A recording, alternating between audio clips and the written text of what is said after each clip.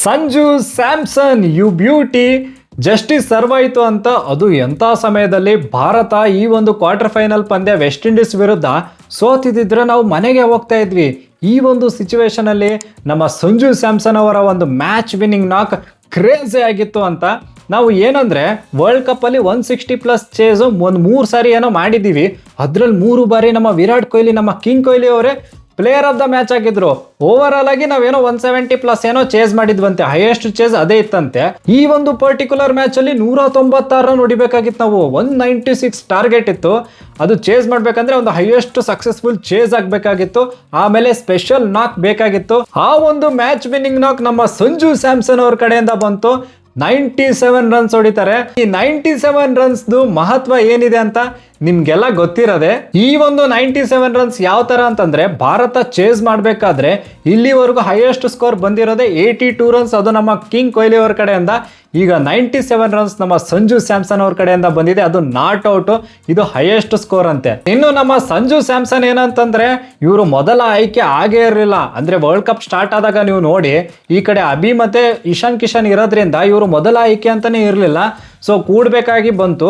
ಆಮೇಲೆ ಏನಪ್ಪಾ ಅಂತಂದ್ರೆ, ನಮ್ಮ ಸ್ಕೈ ಅವರು ಒಂದು ಪ್ರೆಸ್ ಕಾನ್ಫರೆನ್ಸ್ ಅಲ್ಲೂ ಕೂಡ ಹೇಳ್ತಾರೆ, ಅಭಿ ಜಾಗದಲ್ಲಿ ನಾವು ಸಂಜುನ ಅದಂಗೆ ತಗೊಂಡ್ಬರಕ್ಕಾಗತ್ತೆ, ತಿಲಕ್ ವರ್ಮನ ಕೂಡ್ಸಕ್ಕಾಗತ್ತ, ಹಂಗೆ ಹಿಂಗೆ ಸ್ವಲ್ಪ ಗ್ಯಾಪ್ ಅಲ್ಲಿ ಅದು ಬರಬಾರ್ದಾಗಿತ್ತು, ಬಟ್ ಸಡನ್ ಆಗಿ ಹೇಳ್ಬಿಡ್ತಾರೆ.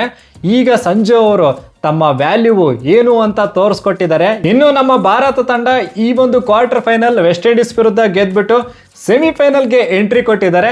ನಿಮ್ಗೆಲ್ಲ ನೆನಪಿರ್ಬೇಕು, 2016ರಲ್ಲಿ ಭಾರತ ವಿರುದ್ಧ ಇದೇ ವೆಸ್ಟ್ ಇಂಡೀಸ್ ಅವರು ಸೆಮಿಫೈನಲ್ ಅಲ್ಲಿ ನಮ್ಮನ್ನ ಸೋಲಿಸಿದ್ರು. ಅಂದ್ರೆ ಕೊಹ್ಲಿ ಅವರು ಆ ಟೈಮಲ್ಲಿ 89 ಏನೋ ನಾಟ್ ಔಟು, ಆಮೇಲೆ 1 ವಿಕೆಟ್ ಏನೋ ತೆಗೆದಿದ್ರು, ಏನೆಲ್ಲ ಮಾಡಿದ್ರು. ಬಟ್ ಕೊನೆಯದಾಗಿ ವೆಸ್ಟ್ ಇಂಡೀಸ್ ಅವರು ಇದೇ ಸೇಮ್ ಸ್ಕೋರೆ 192 ಏನೋ ನಾವು ಹೊಡೆದಿದ್ವಿ, ಅವ್ರು 196 ಏನೋ ಹೊಡೆದ್ಬಿಟ್ಟು ಚೇಸ್ ಮಾಡಿಬಿಟ್ಟು ಫೈನಲ್ಗೆ ಎಂಟ್ರಿ ಕೊಟ್ಟಿದ್ರು. ಈ ಒಂದು 2026ರಲ್ಲಿ ನಾವು ರಿವೆಂಜ್ ತಗೊಂಡ್ವಿ ಅಂತ. ಯಾಕೆ ಅಂತಂದ್ರೆ, ವೆಸ್ಟ್ ಇಂಡೀಸ್ ಅವರು 195 ರನ್ ಹೊಡಿತಾರೆ, ನಮಗೆ 196 ಟಾರ್ಗೆಟ್ ಇತ್ತು. 199 ಹೊಡೆದ್ಬಿಟ್ಟು ನಾವು ಕ್ವಾರ್ಟರ್ ಫೈನಲ್ ಈ ಮ್ಯಾಚ್ ಗೆದ್ದು ಸೆಮಿಫೈನಲ್ಗೆ ಹೋದ್ವಿ. ಈ ಕಡೆ ವೆಸ್ಟ್ ಇಂಡೀಸ್ ಅವ್ರನ್ನ ಮಟ್ಟ ಹಾಕ್ಬಿಟ್ಟು ಮನೆಗೆ ಕಳಿಸಿದ್ವಿ ಅಂತ. ಒಂಥರ ರಿವೆಂಜು ಕೂಡ ತಗೊಂಡಾಯ್ತು ಅಂತ. ಇನ್ನು ಪಂದ್ಯದ ಸಾರಾಂಶ ಬಗ್ಗೆ ಬರೋದಾದ್ರೆ, ನಾವು ಲೈವ್ ಅಲ್ಲಿ ಪ್ರಾಪರ್ ಆಗಿ ಡಿಸ್ಕಸ್ ಮಾಡಿದೀವಿ. ಒಂದೊಂದು ಬಾಲು ಏನೇನಾಯ್ತು ಏನೇನಿಲ್ಲ ಎಲ್ಲ ನೀಟಾಗಿ ಡಿಸ್ಕಸ್ ಮಾಡಿದೀವಿ. ಸೊ ಈ ಒಂದು ವಿಡಿಯೋದಲ್ಲಿ ಶಾರ್ಟ್ ಅಂಡ್ ಸ್ವೀಟ್ ಆಗಿ ಹೇಳೋಕ್ಕಿಂತ ಮುಂಚೆ ಈ ವಿಡಿಯೋ ನೋಡ್ತಾ ಇರೋ ಲೈಕ್, ಶೇರು, ಸಬ್ಸ್ಕ್ರೈಬ್ ಮಾಡಿ, ಆಮೇಲೆ ಹೈಪ್ ಕೂಡ ಮಾಡಿ ಅಂತ. ಸೊ ನಮ್ಮ ಸ್ಕೈ ಅವರು ಟಾಸ್ ಗೆಲ್ತಾರೆ, ಗೆದ್ಬಿಟ್ಟು ಬೌಲಿಂಗ್ ತಗೋತಾರೆ. ಈ ಕಡೆ ವೆಸ್ಟ್ ಇಂಡೀಸ್ ಕಡೆಯಿಂದ ಚೇಸ್ ಮತ್ತೆ ಹೋಪು ಇಬ್ರು ಓಪನರ್ಸ್ ಆಗಿ ಬರ್ತಾರೆ. ನಮ್ಮ ಚೇಸ್ ಅಣ್ಣ ಸ್ವಲ್ಪ ಲಕ್ಕಿ ಅಂತಾನೆ ಹೇಳ್ಬೇಕಾ, ಅಥವಾ ನಮ್ಮ ಫೀಲ್ಡಿಂಗ್ ಅಂತೂ ನೆಕ್ಸ್ಟ್ ಲೆವೆಲ್ ಇತ್ತು ಬಿಡಿ, ಏನು ಅದ್ರ ಬಗ್ಗೆ ಮಾತಾಡಂಗೆ ಇಲ್ಲ ಅನ್ನೋ ಥರ. ಯಾಕೆ ಅಂತಂದರೆ, ವರುಣ್ ಅಣ್ಣ ಒಂದು ರನ್ಔಟ್ ಮಿಸ್ ಮಾಡ್ತಾರೆ, ಯಾರ್ದು ಚೇಸ್ದು. ಆಮೇಲೆ ಅಂದರೆ ಚೇಸ್ ಒಂದು ಈಸಿ ಕ್ಯಾಚ್ ಬಿಡ್ತಾರೆ ಗುರು. ಯಾರು ನಮ್ಮ ಅಭಿ, ಎಂಥ ಸಿಟರ್ ಕ್ಯಾಚ್ ಅಂತಂದರೆ ಈಸಿಯಾಗಿ ಗ್ರ್ಯಾಬ್ ಮಾಡ್ಕೊಳ್ಳೋ ಬದಲು ಅದು ಕ್ಯಾಚ್ ಬಿಟ್ಬಿಡ್ತಾರೆ. ಆಮೇಲೆ ಇಲ್ಲಿ ಚೇಸು ನೋಡಿದ್ರೆ ದಡಬಡ ಅಂತ ಹೊಡೆಯೋಕೆ ಸ್ಟಾರ್ಟ್ ಮಾಡಿಬಿಡ್ತಾನೆ ಅಣ್ಣ. ಹೋಪ್ ಅಂತೂ ನಮಗೋಸ್ಕರನೇ ಆಡ್ದಂಗಿತ್ತು, ಭಾರತ ತಂಡದ ಪರವಾಗಿ ಆಡ್ದಂಗಿತ್ತು ಅಣ್ಣ. ಏನೊಂದು 35 ಬಾಲಲ್ಲಿ 33 ಏನೋ ಹೊಡೆದಂಗಿದೆ, 96 ಏನೋ ಸ್ಟ್ರೈಕ್ ರೇಟಲ್ಲೆಲ್ಲ ಆಡ್ಬಿಟ್ಟವನೇ ಅಣ್ಣ. ಬಟ್ ಚೇಸ್ ಎಲ್ಲ ಸಖತ್ತಾಗಿ ಆಡ್ತಿದ್ದ ಅಣ್ಣ. ಆಮೇಲೆ ವರುಣ್ ಅವರು ಬಂದ್ಬಿಟ್ಟು ಗಪ್ ಅಂತ ಔಟ್ ಮಾಡಿಬಿಡ್ತಾರೆ ಯಾರನ್ನ, ಈ ಕಡೆ ಹೋಪ್ನ ಬೊಕ್ಕಂತ ಬೋಲ್ಡ್ ಮಾಡಿಬಿಟ್ಟು ಔಟ್ ಮಾಡಿಬಿಡ್ತಾರೆ. ಆಮೇಲೆ ಏನಂದರೆ, ಒಂದು ಟೈಮಲ್ಲಿ ಇವರು 12 ಓವರ್ಗೆ 102 ರನ್ನು, 12 ಅಲ್ಲ ಗುರು, ಎಕ್ಸಾಕ್ಟ್ಲಿ ಹೇಳ್ಬೇಕಂದ್ರೆ 11 ಓವರ್ಗೆ 102 ರನ್ನು, 1 ವಿಕೆಟ್ ಹೋಗಿರುತ್ತೆ. ಬಟ್ 12th ಓವರ್ ನಮ್ಮ ಬುಮ್ರಾ ಬಂದ್ಬಿಟ್ಟು ಬಕ್ ಅಂತ 2 ವಿಕೆಟ್ ತೆಗಿತಾರೆ. Unbelievable bowling. ಆ ಟೈಮಲ್ಲಿ ಹೆಟ್ಮೇರ್ನ 6ನೇ ಬಾರಿ ಔಟ್ ಮಾಡಿದ್ದಾರೆ. 23 ಬಾಲ್ಸಲ್ಲಿ 6 ಬಾರಿ ಔಟ್ ಮಾಡಿದ್ದಾರೆ ನಮ್ಮ ಬುಮ್ರಾ ಅವರು. ಆಮೇಲೆ ಈ ಕಡೆ ರೋಸ್ಟನ್ ಚೇಸ್ನ ಆ ಓವರಲ್ಲೇ ಔಟ್ ಮಾಡಿಬಿಡ್ತಾರೆ.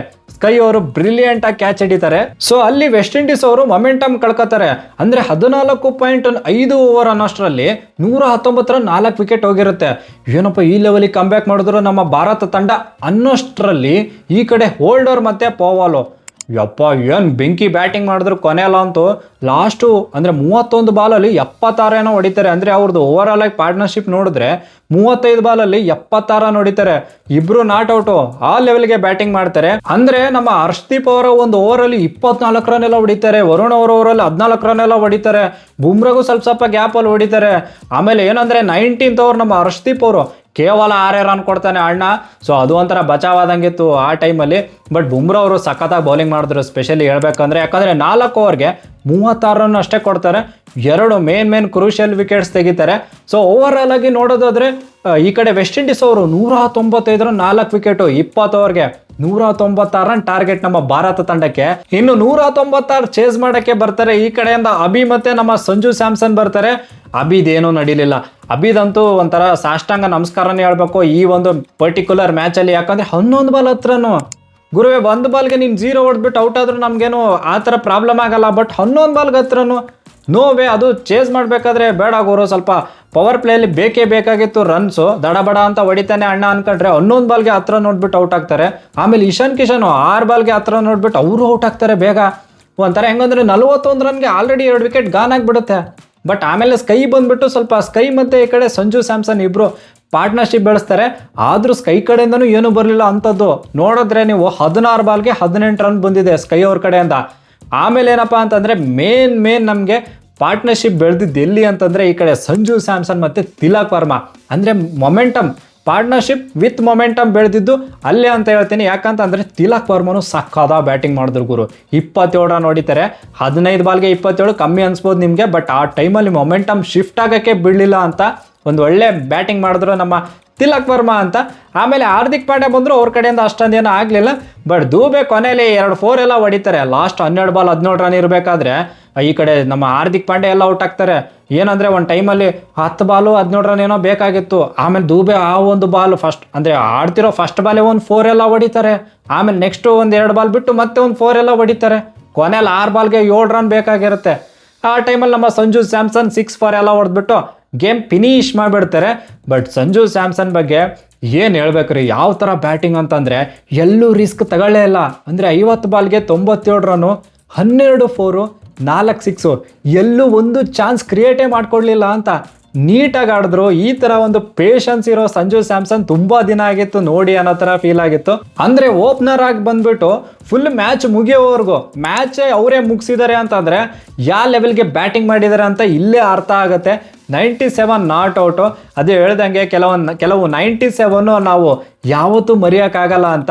ಅವ್ರಿಗೆ ಒಂದು ಚಾನ್ಸ್ ಬೇಕಾಗಿತ್ತು. ಆ ಚಾನ್ಸ್ನ ನೀಟಾಗಿ ಯುಟಿಲೈಸ್ ಮಾಡಿಕೊಂಡು ಗ್ರ್ಯಾಬ್ ಮಾಡಿಕೊಂಡು ತಮ್ಮ ವ್ಯಾಲ್ಯೂನ ತೋರಿಸ್ಕೊಟ್ರು ಸಂಜು ಸ್ಯಾಮ್ಸನ್ ಅಂತ. ಆಮೇಲೆ ಅವರ ಒಂದು ಸೆಲೆಬ್ರೇಷನ್ ಕೂಡ ಹೇಳುತ್ತೆ ಯಾವ ಥರ ಸೆಲೆಬ್ರೇಷನ್ ಇತ್ತು ಅಂತ ನೀವು ನೋಡಿರ್ತೀರ. ಆಮೇಲೆ ಸ್ಕೈ ಕೂಡ ಹೇಳಿದ್ರು ಟೇಕ್ ಎ ಬೋ ಅನ್ನೋ ಥರ ಅದು ಕೂಡ ಮಾಡಿದ್ರು. ಒಟ್ಟಿನಲ್ಲಿ ಒನ್ ಆಫ್ ದ ಕ್ಲಾಸಿಯಷ್ಟು ಕ್ರೇಜಿಯಷ್ಟು ನಾಕ್ ನಮ್ಮ ಸಂಜು ಸ್ಯಾಮ್ಸನ್ ಅವ್ರ ಕಡೆಯಿಂದ. ಬಟ್ ಕೆಲವೊಂದು ಇಂಪ್ರೂವ್ಮೆಂಟ್ಸ್ ಬಗ್ಗೆ ಮಾತಾಡೋಣ. ಏನಂದ್ರೆ ಖರಾಬ್ ಫೀಲ್ಡಿಂಗ್ ಗುರು, ಲಿಟ್ರಲಿ ಖರಾಬ್ ಫೀಲ್ಡಿಂಗ್ ಮಾಡಿದ್ರು ನಮ್ಮ ಭಾರತ ತಂಡ.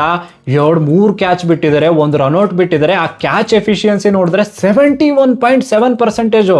71.7 ಅಂತಂದ್ರೆ ಏನ್ ಕತೆ. ಒಟ್ನಲ್ಲಿ ನಮ್ಮ ಭಾರತ ತಂಡ ಈ ಒಂದು ಕ್ವಾರ್ಟರ್ ಫೈನಲ್ ಪಂದ್ಯ ಗೆದ್ಬಿಟ್ಟು ಸೆಮಿಫೈನಲ್ಗೆ ಎಂಟ್ರಿ ಕೊಟ್ಟಿದ್ದಾರೆ. ಸೆಮಿಫೈನಲು ನಾವು ಇಂಗ್ಲೆಂಡ್ ವಿರುದ್ಧ ಆಡ್ತೀವಿ. ಅದು ವಾನ್ಖೇಡೆಯಲ್ಲಿದೆ. ಥರ್ಸ್ಡೇ ಅಂದ್ರೆ ಗುರುವಾರ ಇದೆ.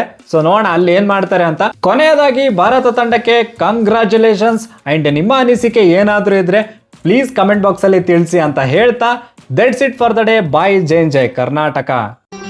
ಮತ್ತೆ ಭೇಟಿಯಾಗೋಣ. ನಮಸ್ಕಾರ.